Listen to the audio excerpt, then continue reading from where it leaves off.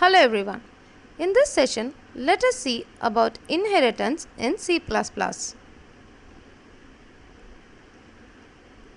So when do we go for the concept of inheritance? Say I have a class A and I have another class B.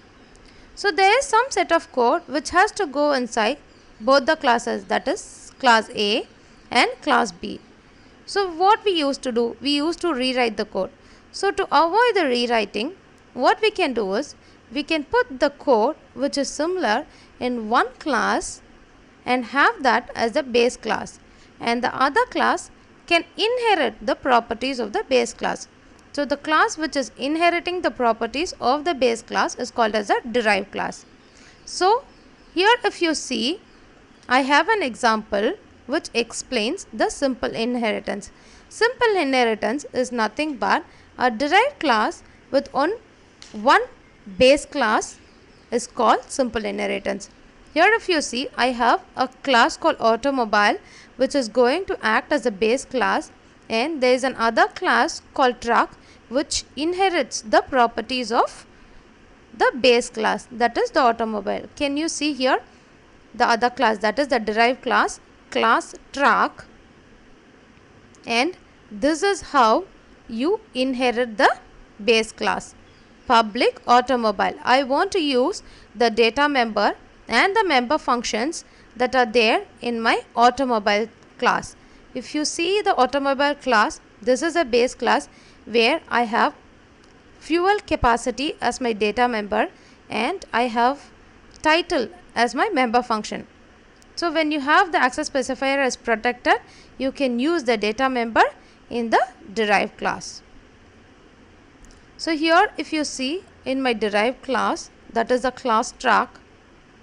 So I have class truck's own data member, that is number of tires, and within which I have a method called get data, and inside that method if you see, I call the member function title which is available in my base class. So title is a member function of my base class, that is the automobile class, and I have another function here in the same class called display. So here if you see in my main method, I just define the object for my derived class, that is the truck. I give the object name as lorry. I call the get data method of the class truck and the display of method in the class truck. So the get data of method in the class truck which internally calls the method in the base class. So let us run this program and see the output.